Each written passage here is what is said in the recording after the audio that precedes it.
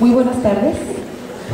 Continuando con los eventos de arranque del 18º Encuentro Académico Nacional Intervención Docente en la RIEC, vamos a seguir con el panel de expertos que lleva el título Campos Normativos, una visión holística de la función docente. Quiero hacer mención que tenemos como escenario el bellísimo Teatro Morelos, un lugar de gran simbolismo y significación histórica porque fue la sede de la soberana Convención Revolucionaria de 1914. En mi visión es un excelente escenario para dialogar sobre un tema que siempre está presente, que es la educación. Sean bienvenidos los panelistas, nos visitan de fuera, expertos que nos acompañan y todos ustedes, el público, ya que seguramente será de gran provecho este evento. A continuación voy a presentar a cada uno de nuestros expertos y voy a decir su currículum.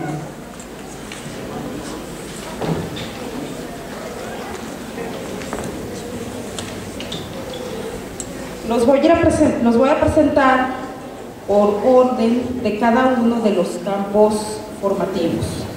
Entonces, primero al doctor Rubén Barragán Páramo, que él va a estar participando con el campo formativo Lenguaje y Comunicación. Su formación es doctor en Psicología y Desarrollo Escolar por la Universidad Complutense de Madrid, máster en Dirección, Gestión y Evaluación de Centros Educativos por la Universidad Francisco de Vitoria, Pozuelo de Alarcón, Madrid, licenciado en Educación por la Universidad Pedagógica Nacional, licenciado en Lengua y Literaturas Españolas por la Escuela Normal Superior de Coahuila, licenciado en Educación Primaria por la Benemérita Escuela Normal de Coahuila. Tiene un diplomado en Gestión Curricular y Diseño de Módulos por Competencias, acreditado en Competencias CIFE de Colombia, pertenece al Seminario Internacional de Gestión y Diseño Curricular por Competencias en Cartagena, Colombia. Actualmente es coordinador de Desarrollo Profesional e Investigación Educativa de la Dirección de Educación Normal y Actualización Docente de la Secretaría de Educación y Cultura del Estado de Coahuila, entre muchos otros aspectos de su currículum, además también de tener diversas publicaciones. Recibámoslo con un aplauso.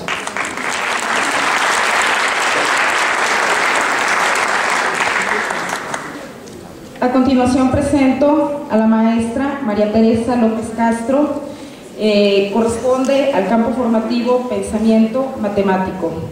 Ella es maestra de Jardín de Niños, Escuela Nacional de Educadoras del DF, licenciada en Educación Preescolar por la Universidad Pedagógica, maestra en Ciencias con especialidad en Matemática Educativa del CIMBESTAP del Instituto Politécnico Nacional. Ha sido maestra de grupo en Jardín de Niños durante 15 años, comisionada en el Planetario Luis Enrique Erro del Instituto Politécnico Nacional, impartiendo sesiones de astronomía para preescolares. Ha participado en reuniones nacionales y regionales para la renovación curricular de primaria en matemáticas. Ha participado en la coordinación de la elaboración de planes de clase para matemáticas de primero de primaria a nivel nacional. Es autora de diversos cuadernos de trabajo de matemáticas y lenguaje para preescolar y primaria, autora de artículos, talleres y ponencias sobre matemáticas, lengua, evaluación, función directiva y el programa de educación preescolar de 2004. Actualmente es subdirectora del nivel preescolar en el área de matemáticas de la Dirección General de Desarrollo Curricular de la Subsecretaría de Educación Básica de la SEP. Bienvenida.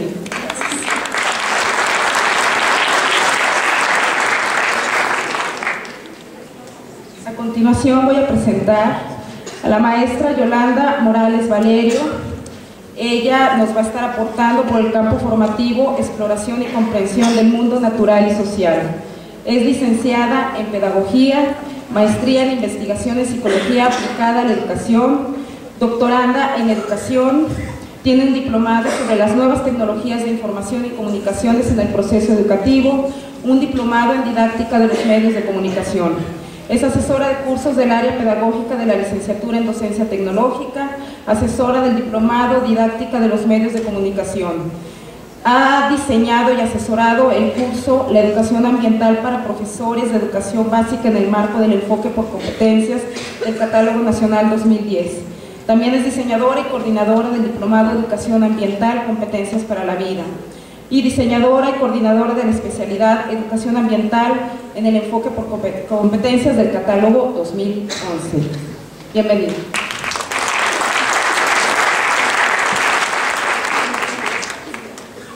A continuación presento a la doctora María Dolores García Perea por el campo formativo Desarrollo Social y para la Convivencia.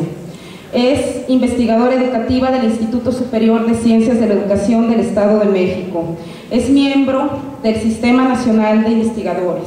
Es socia numeraria de la Benemérita Sociedad de Geografía y Estadística del Estado de México. Es autora de los libros Formación, Concepto Vitalizado por Gadamer, Las nociones de formación en los investigadores. Próximamente aparecerá Aprender la Esperanza.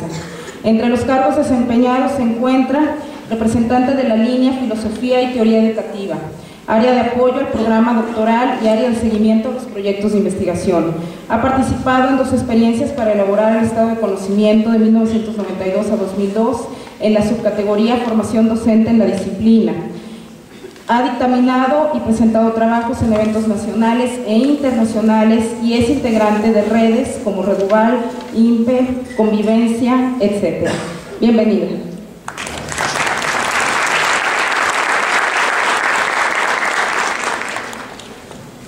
Y finalmente presento al maestro Enrique Roberto Morales Espinosa. Él nos va a aportar sobre el tema de estándares curriculares. Es egresado de la Benemérita Escuela Nacional de Maestros y de la Escuela Nacional de Estudios Profesionales Aragón de la Universidad Nacional Autónoma de México. Está adscrito al Consejo Nacional Técnico de la Educación. Participó en la construcción de programas emergentes en 1992 y en los programas de estudio de 1993. Ha estado al frente del Departamento de Capacitación y Superación Profesional en la Dirección General de Educación Primaria, en la Subdirección de Desarrollo Curricular y la Subdirección de Materiales y Proyectos Didácticos para Educación Básica. Participó en el equipo para la renovación curricular y pedagógica de la educación preescolar 2000-2002. Ha sido coordinador de la publicación Aprender de los alumnos en la escuela secundaria, testimonios de adolescentes. De 2008 a 2010 estuvo a cargo de la Dirección de Desarrollo Curricular para la Educación Primaria en la Dirección General de Desarrollo Curricular de la Subsecretaría de Educación Básica. Actualmente es asesor de la Dirección General Adjunta para la Articulación Curricular de la Educación Básica.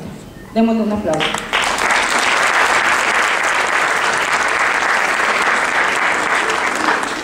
Bueno, también hago público un agradecimiento porque responden de forma afirmativa a la convocatoria para que participen en este panel, pero también van a estar a lo largo de mañana y de pasado mañana a cargo de algunos talleres. Entonces, muchísimas gracias. A continuación, bueno, ya iniciamos el panel, luego el tiempo puede ser nuestro peor verdugo.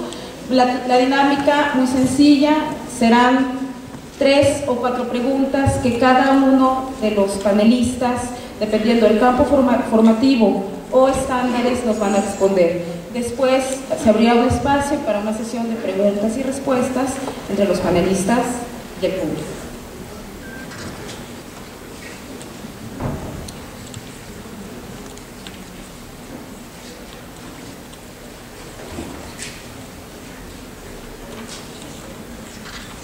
La primera pregunta. Dentro del contexto internacional, donde México pertenece a varios organismos internacionales como la OCDE, y teniendo como referente la prueba PISA, ¿cómo pensar lo global desde lo nacional y lo nacional desde lo global? Cuestión que implica enfrascarse en un debate sobre las grandes tendencias internacionales, que para nuestro caso, lo que nos interesa sería la política educativa, a las que se debe sumar nuestro país, no obstante que en ocasiones implica adoptar modelos que tal vez no corresponden o que se tendrían que adaptar a la realidad mexicana. El orden va a ser por cada uno, o sea, el orden de cada uno de los campos formativos y finalmente estándares. Adelante, doctor. Sí, buenas tardes. Primero que nada tenemos que precisar que a raíz del uso de las tecnologías de la información y la comunicación, cuando se extiende, se han derribado las barreras geográficas. De esa manera México entra a la aldea global y el reto es integrarse a ella obedeciendo precisamente a los estándares internacionales, pero tenemos que tener cuidado de no perder lo que viene siendo nuestra propia identidad cultural, es decir, no sacrificar lo que son nuestras raíces culturales en aras de la globalización.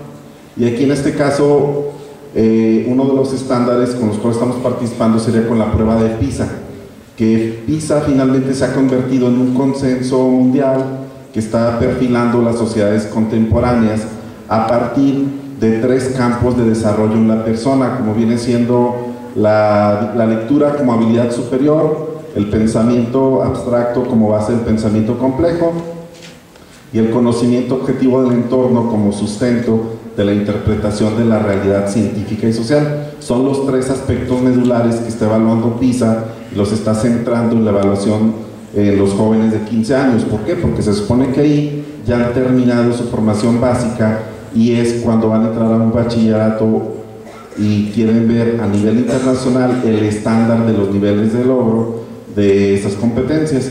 En nuestro plan de estudios 2011, el conjunto en el currículum debe establecer en su visión hacia el 2021 generalizar como promedio en la sociedad mexicana las competencias que en la actualidad muestran el nivel 3 de PISA.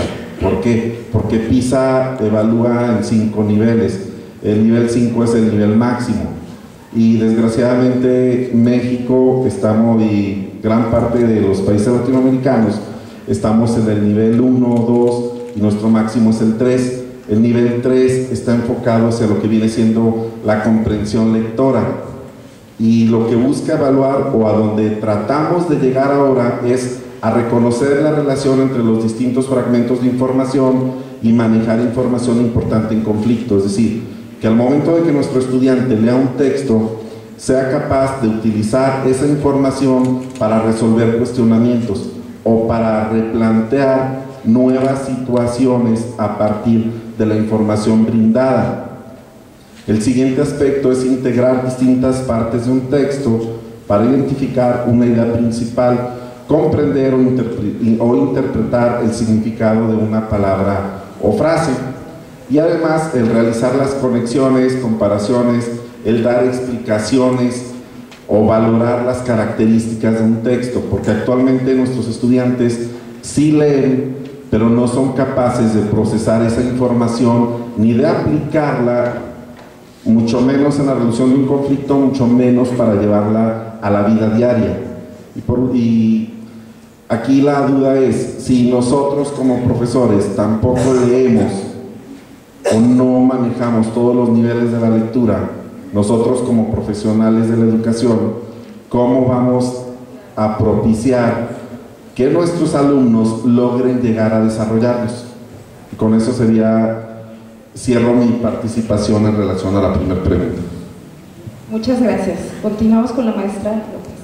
Bueno, a mí realmente la participación del maestro Peter, del doctor Peter, realmente me dejó muy buen sabor, porque esto es una situación que implica a todos los campos formativos. Y esto es una situación que implica a esto que dice el encuentro, ¿no? Un tipo de intervención docente diferente.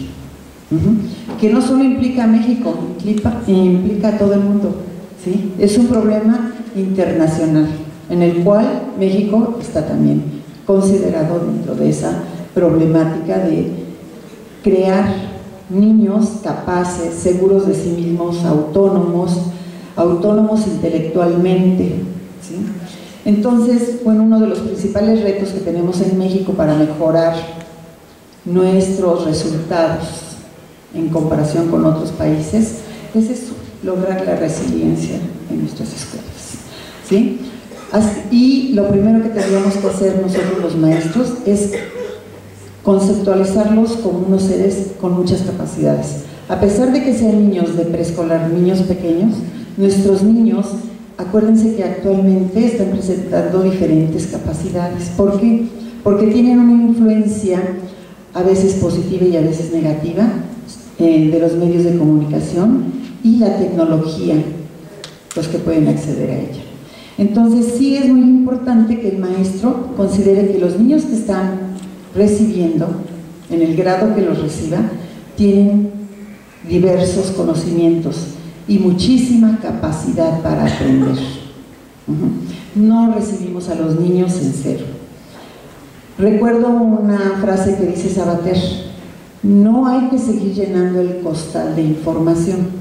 Los niños ya tienen suficiente información a través de estos medios de comunicación.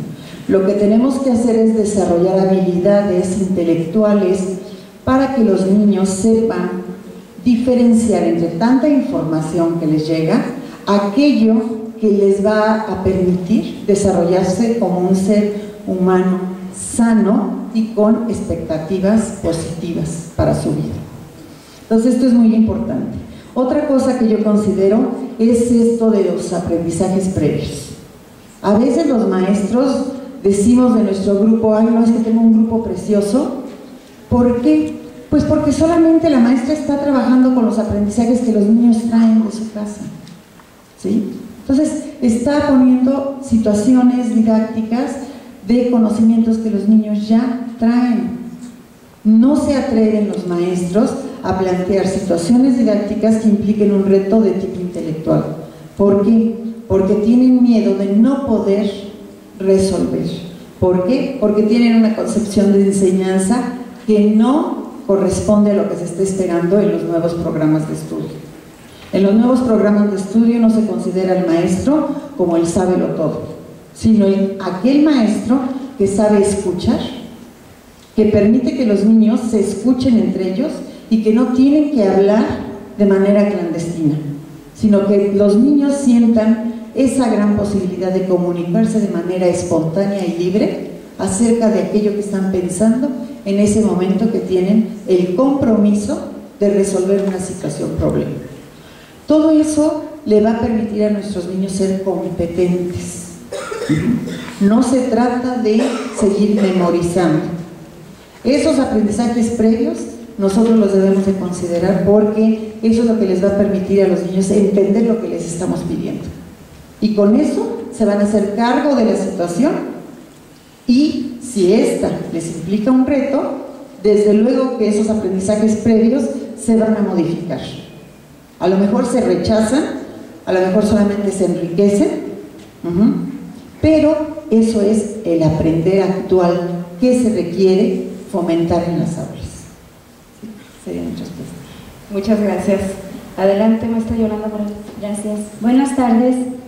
En este caso, la reforma 2011 nos está pidiendo una vinculación de los 3 niveles. Entonces yo considero que la globalización también marca en la educación en nuestro país algo bien importante, que debemos considerar el contexto donde nuestros niños, donde nuestros profesores se están desenvolviendo. La parte económica, político-social, es bien importante que el profesor la esté considerando en cada una de sus planeaciones, en cada una de la elaboración de sus situaciones didácticas. Los organismos mundiales nos están dando la pauta de las nuevas tendencias pedagógicas.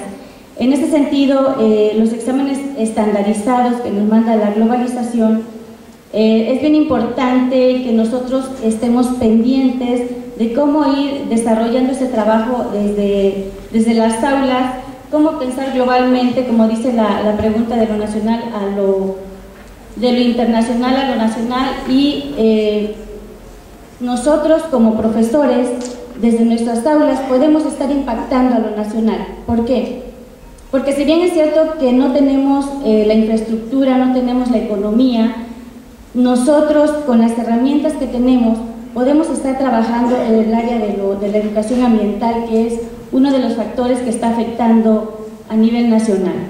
Entonces, definitivamente lo que impacte aquí a nivel contexto, donde ustedes están en sus comunidades, porque algunos profesores trabajan en comunidades, va a estar afectando también a nivel internacional. Entonces, yo considero que el maestro, como principal actor, deberá estar haciendo una educación para el cambio, una educación en esas reformas curriculares, aun cuando se nos está dando un currículum prescrito. Es importante que nosotros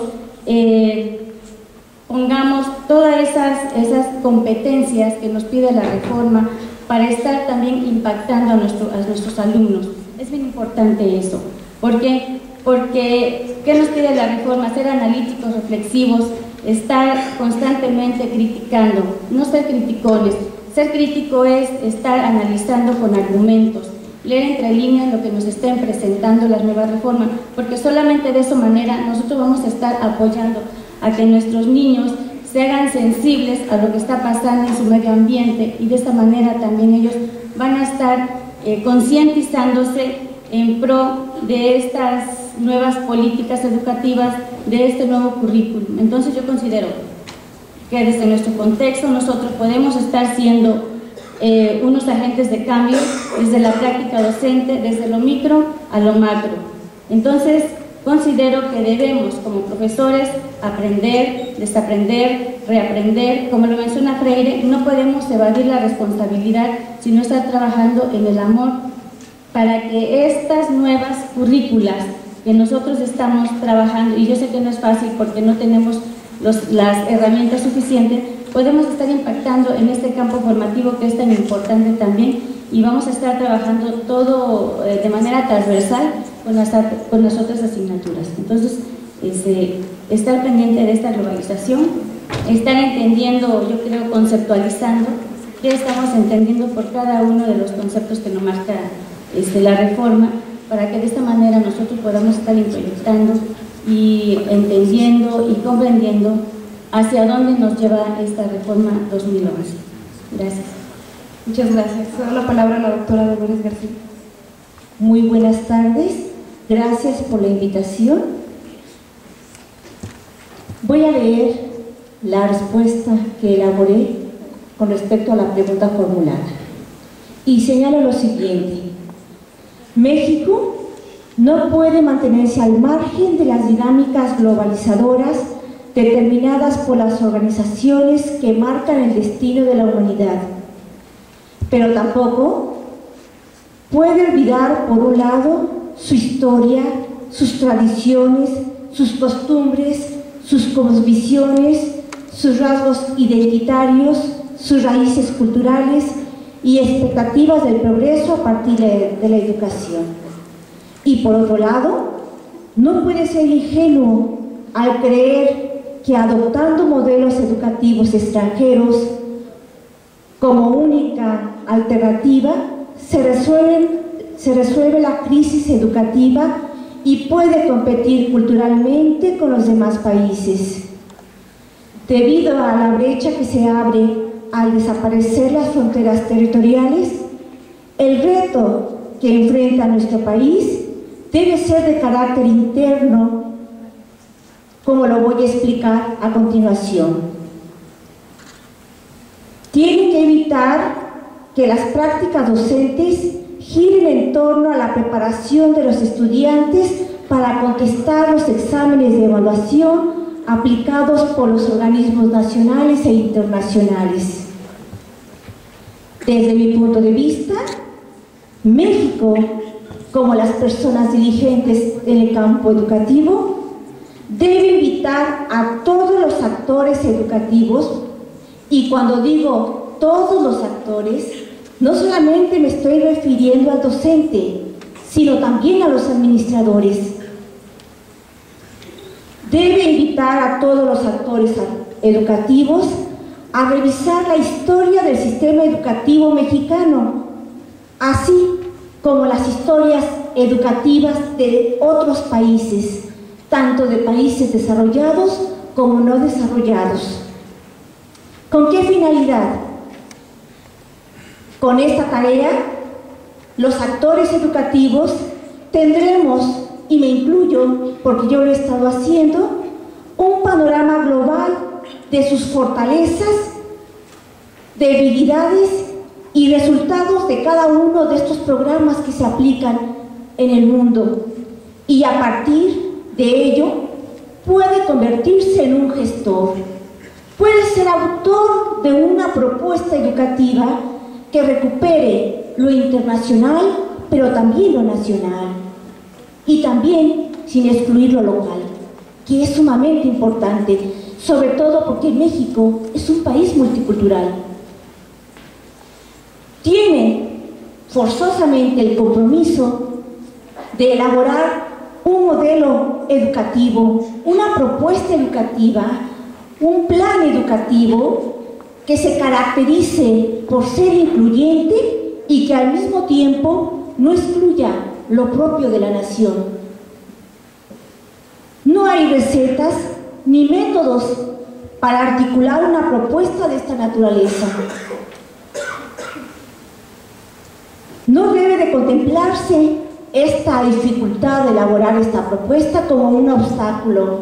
Creo que más bien es la oportunidad que tenemos para construirla, y a quienes nos corresponde hacerlo, vuelvo a insistir, es a todas las personas que estamos involucradas en el quehacer educativo. ¿Cómo? Esa es la pregunta, y mi respuesta es la siguiente: generando trabajos colectivos centrados en el diálogo, en las discusiones y en los debates, tal como se está haciendo en este evento. Muchas gracias. Para terminar esta primera ronda, la colaboración del maestro Enrique Morales. El Acuerdo Secretarial 592, publicado el 19 de agosto de este año, propone desde la visión global y nacional estos dos universos, ser humano y ser nacional. A partir de ahí construir esta visión global para ser competitivo y para que esto no sea la base de las evaluaciones nacionales e internacionales. 5 grandes ámbitos donde están los estándares curriculares que dan esta visión de perspectiva a futuro a cada 3 años, 4 periodos escolares. El primero es lenguaje de comunicación, el segundo, segunda lengua inglés, y cuando hablamos de segunda lengua queremos decir precisamente eso, una segunda lengua, que los estudiantes al término de su escolaridad básica sean capaces de interactuar con los nativos hablantes de inglés. La ciencia y la tecnología es el otro gran ámbito con estándares curriculares, y el otro, habilidades digitales. En conjunto, la tesis que sostiene el acuerdo secretarial y en consecuencia el plan de estudios es que estos estándares nos permiten el acceso a la aldea global de conocimiento, estar en posibilidades de acceder a lo que hoy se puede entender como nube, pero sin dejar de reconocer que el hombre interactúa en el espacio geográfico a partir del reconocimiento de sí y de las condiciones de esta característica. El espacio geográfico y la cartografía son los asuntos fundamentales de geografía y la educación básica. Que la historia, ruptura, continuidad y cambio primero nos hace reconocernos como mexicanos, y que después esta construcción de conceptos nos permite entender el pasado, sentirnos en el presente para proyectarnos en el futuro. La formación cívica y ética con estas 8 competencias que nos hacen reconocer la importancia de primero reconocernos para poder reconocer al otro y poder interactuar en estas competencias sociales. Educación física, que también parte del mismo principio, la construcción de la corporeidad, darse cuenta quién soy, y tiene otro gran mundo, el cuidado de sí mismo y la interculturalidad, principios que parten del reconocimiento de sí, como también lo hace educación artística, tutoría y la asignatura estatal, que le da este sentido finalmente de la identidad local y nacional. Entonces, en el conjunto de los espacios curriculares, si ustedes digitan pensamiento, van a encontrar que el centro de toda la propuesta curricular es la construcción del pensamiento. Este pensamiento complejo del que se alude en los 7 saberes y que nos permite explicarnos desde múltiples maneras, y a partir de lo que sí sabe hacer con saber el alumno que llega a la educación preescolar y que egresa con la intención, como lo dice al final de los campos formativos, que a través de la intervención el maestro empiece a la resignificación de ese saber empírico con que llega el niño, y que desde preescolar vaya construyendo concepto científico, concepto matemático, pensamiento matemático, las habilidades lingüísticas, y que en conjunto proyecten a ser cada vez un mejor ciudadano. Esa es la tesis del plan de estudios. Muchas gracias. Entonces, el gran reto, ¿no? Finalmente, desde nuestra mexicanidad, desde lo micro, cómo insertarnos en la aldea global, ¿no? Este concepto de McLuhan. Y finalmente, pues, cómo coadyuvar en la forja de este ser nacional, humano, universal y competitivo, que sea capaz de dialogar en, obviamente, nuestra lengua, pero también en otras lenguas, ser tolerante. Es todo un reto, pero hay que trabajar, ¿no? Hay que empezar a picar tierra. Nuestra segunda pregunta: a partir de cada uno de los campos formativos y los estándares curriculares, ¿cómo trabajar o abordar cuestiones como ciudadanía, derechos humanos y equidad? Adelante, doctor Varela. Muy bien. Okay. Primero que nada, hay que recordar, la educación se estaba fragmentando. Para resolver este problema de fragmentación que tenemos en la educación, el sistema educativo estaba aislado entre los diferentes niveles. Ahora se pretende crear ya se ha creado, porque lo tenemos fundamentado, una currícula única para el nivel básico. Se ha decidido trabajar con campos de formación. ¿Por qué con campos de formación? Porque a través de los campos de formación permiten identificar las implicaciones de las actividades y experiencias de aprendizaje del alumno. Esto es en todos los niveles educativos. Tenemos que partir de esa experiencia del alumno para que lo pueda trasladar a su mundo real, que se vincule el conocimiento teórico con el práctico. ¿Con base en qué? En base a los rasgos del desarrollo infantil. Es decir, estoy trabajando los contenidos procedimentales, conceptuales y actitudinales de mi asignatura, pero siempre respetando los rasgos del desarrollo infantil del alumno que tengo a mi cargo. ¿Qué políticas sustentan esto? El Plan Sectorial de Educación 2007-2012, la Alianza por la Calidad de la Educación 2008 y el Plan de Estudios 2011. Y estos planes de estudio están fundamentados, los de preescolar, primaria, secundaria, en el desarrollo de competencias de los alumnos. El objetivo de los campos de formación es regular los espacios curriculares donde van a estar conviviendo las diferentes asignaturas que integran el plan de estudios. ¿Por qué? Porque aquí la pregunta es cómo trabajar o abordar cuestiones como ciudadanía, derechos humanos y equidad a través de los temas transversales.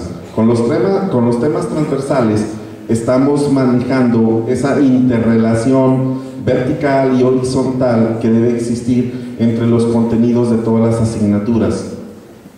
El trabajar por campos de formación nos va a permitir a todos los docentes, primero, el dar cumplimiento al perfil de egreso, el buscar esa articulación de las asignaturas, que nosotros estábamos fragmentándolas. Es decir, yo me concentro en español y no me importa la ortografía ni la redacción, etc.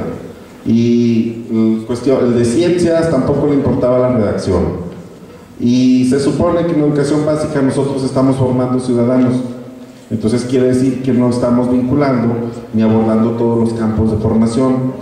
¿Por qué trabajamos por campos de formación? ¿Para qué trabajar a través de campos de formación? Primero que nada, para facilitar la identificación de las intenciones educativas.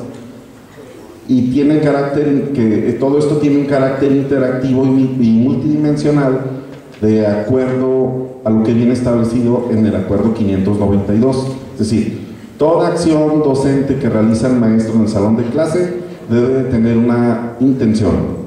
Si carece de intención, quiere decir que nada más estamos cubriendo tiempos, estamos cubriendo espacios y no estamos abordando los aprendizajes esperados. Los campos de formación también están basados en el Acuerdo 348. donde hace referencia a los campos de desarrollo, que me dice que voy a respetar y voy a atender a los factores internos, como son el biológico y el psicológico, considerando los factores externos, es decir, sociales y culturales, del contexto donde se está desarrollando mi alumno. De esta manera vamos a estar trabajando de la mano para una formación más integral.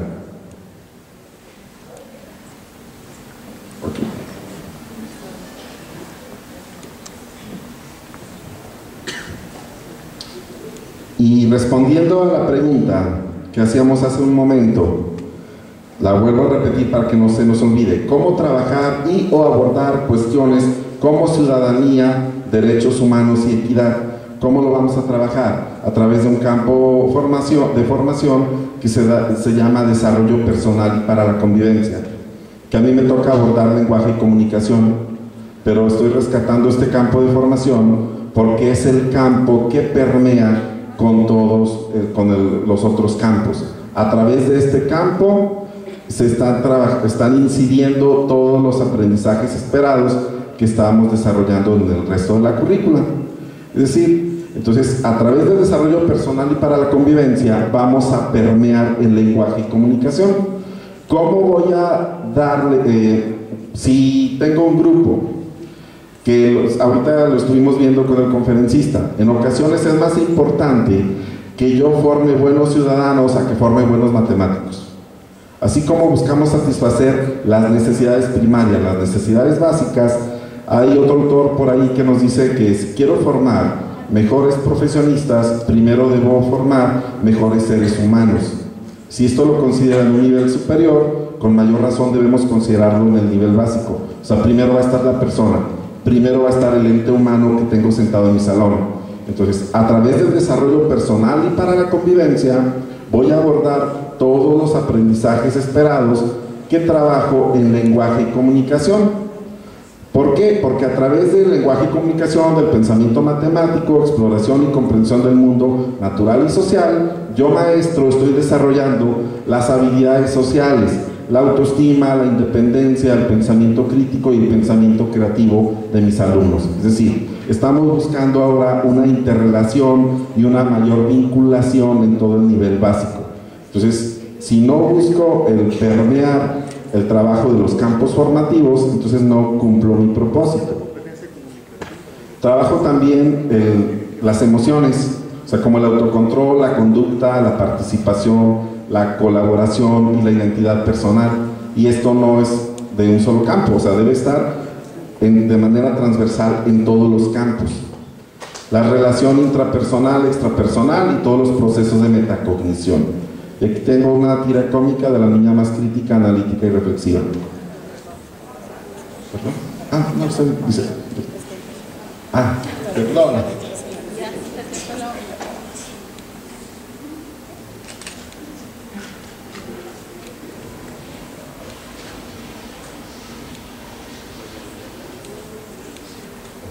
Okay. Dice: Víctor ve la uva de la vina.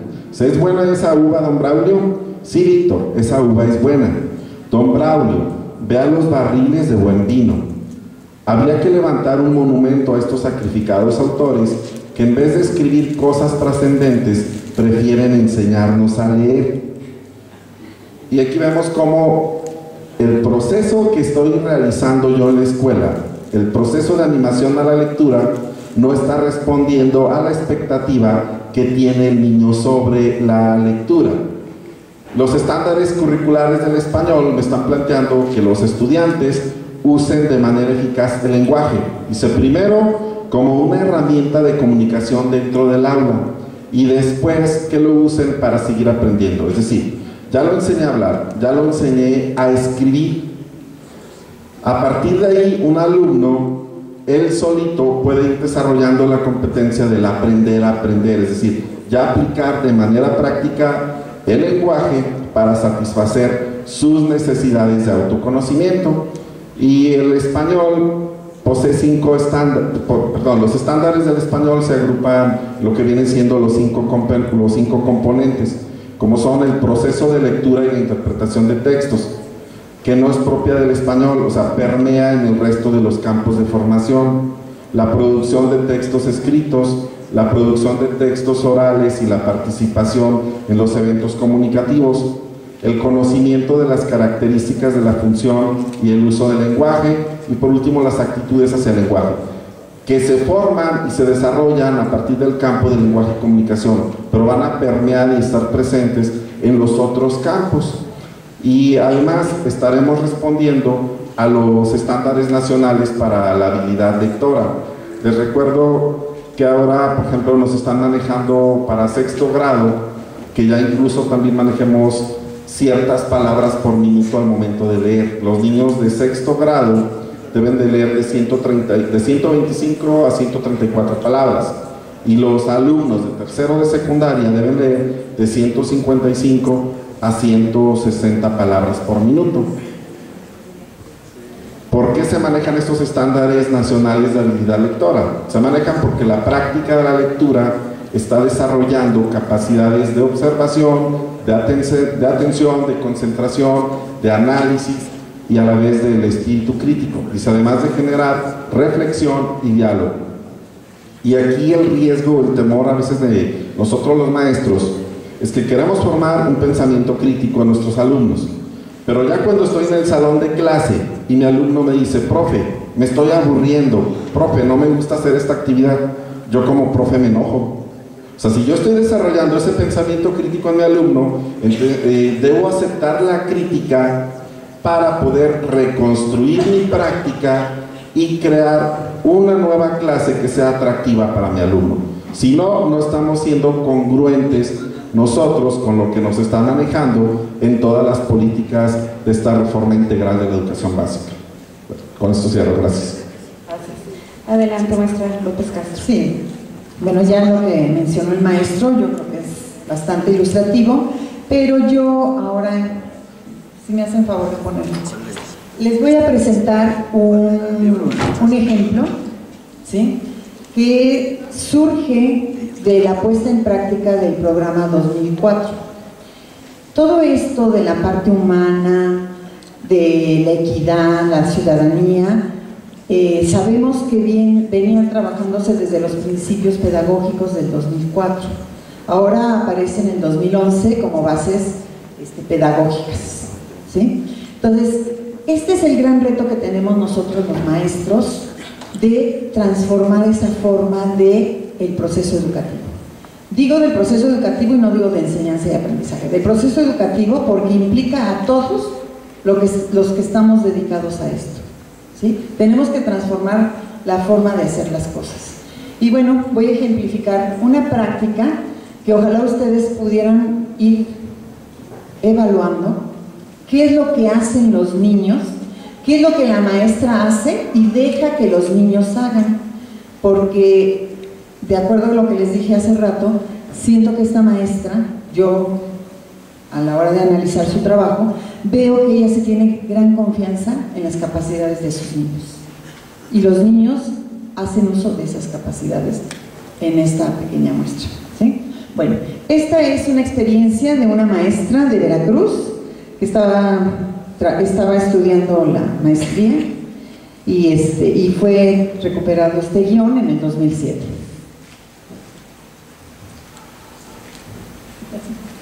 Bueno, la consigna es que, bueno, les voy a mostrar primero el producto. Este es el producto de la actividad que realizó la maestra. Desde luego es de matemáticas, ¿sí? La que sigue, por favor.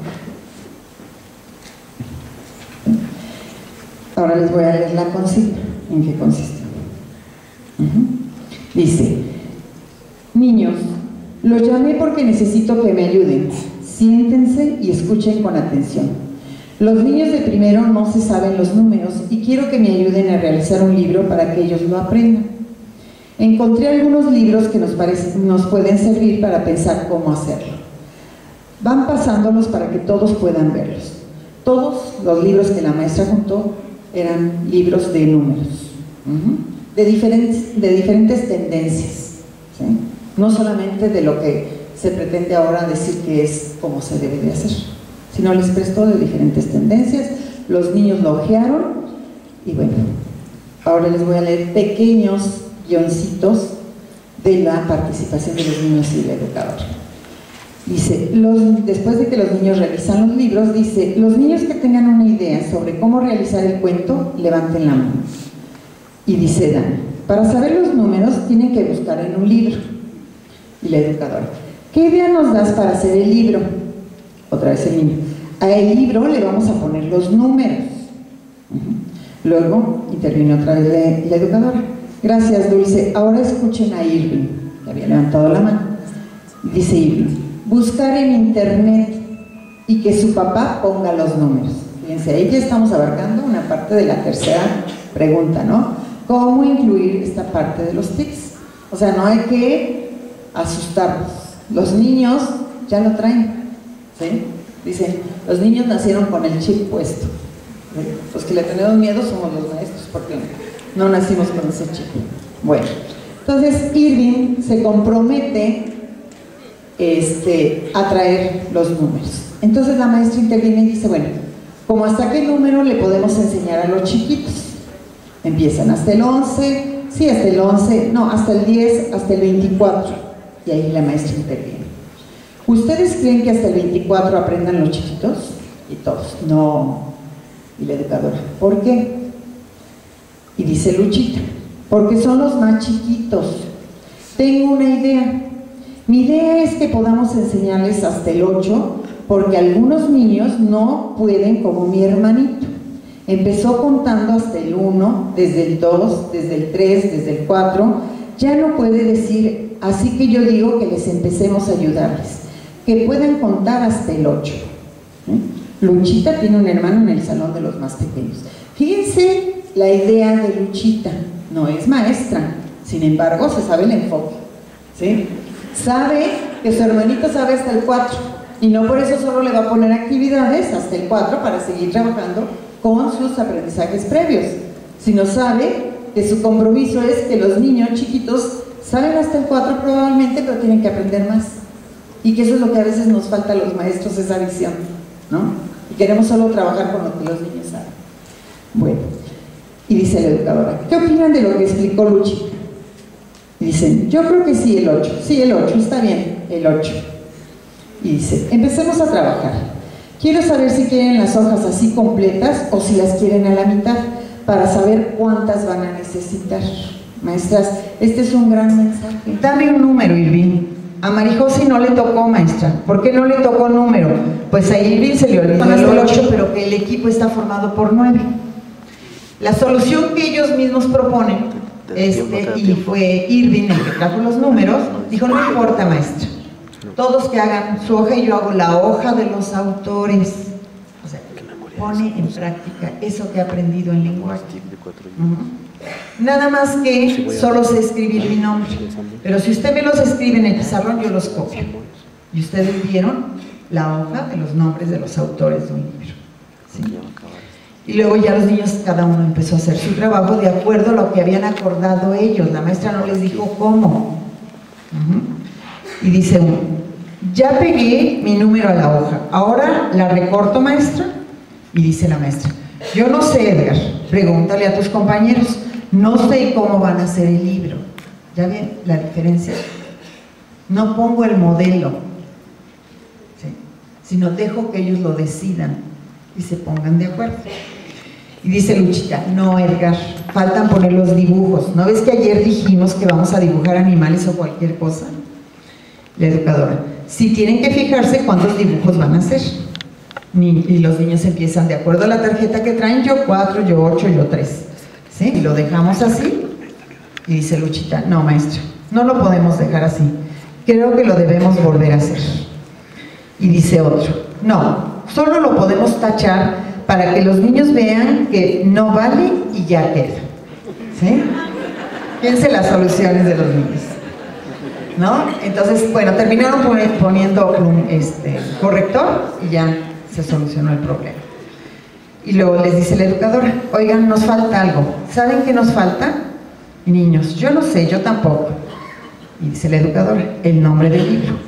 ¿Cómo se puede llamar el libro? y viene el debate con los niños, ¿no? Números con dibujos. A mí me gustaría que se llamara números. A mí me gusta el nombre de 8 dibujitos. Y bueno, empezó el debate entre los 9 y ustedes vieron que el producto se llamaba 8 dibujitos. Quisiera regresarme. Bueno, ahí no quedó. Ustedes vieron que Luchita tenía una participación diferente. Bueno, pues Luchita al día siguiente se llevó una idea para hacer otra manera el libro. Ustedes observaron que el primer libro tenía el número y el número de objetos correspondiente. Bueno, Luchita ya no pensó así el libro. Sin embargo, participó, colaboró y compartió la idea con sus compañeros. Pero no renunció a lo que ella podía construir. Y al día siguiente llega con un libro construido en su casa por ella misma. Y vamos a ver, fíjense, Luchita hace su libro a partir de crear una historia. Y les dice, había una vez un chango que se comió y fíjense lo de la escritura, puntos suspensivos y el dibujito, el changuito con una manzana. Abajo tenía puesto el número 1, pero no sale por el buen escaneo que hice. No nací con el chip. Se nota. Luego dice, se comió un plátano y tiene abajo el número 2. Una naranja, una sandía, una piña, ya en la sandía ya se empieza a ver ahí el número 5, una sandía, fui avanzando en mis habilidades digitales, ¿sí? Una piña, pone el número 6, y una pera, y pone el número 7. Y termina su libro haciendo una colección de 7, dice, el changuito se comió 7 frutas. Y colorea cada una de las frutas que forman la colección de 7. Que esto es lo que llamamos, para lo de los principios pedagógicos y de los principios del conteo, el nivel más abstracto. Considerar que se pueden contar cosas diferentes y hacer con ello una colección. ¿Sí? Entonces, fíjense la creatividad y las posibilidades de nuestros niños. Ahí hay respeto, colaboración, ¿sí? Ahí hay formación de valores, ahí hay escucha al otro, la posibilidad de comunicarse sin que necesariamente sea la maestra la que guíe esa comunicación. Los niños tienen esa posibilidad de organizarse, comunicarse, tomar decisiones, ponerse de acuerdo, corregir, aceptar el señalamiento de errores y poderlos corregir entre todos. Yo creo que este es un muy bonito ejemplo donde se ve todo esto que nos está mencionando la pregunta, ¿sí? Muchas gracias. Yo creo que sí coincidimos. Sigue más, pero bueno, el tiempo es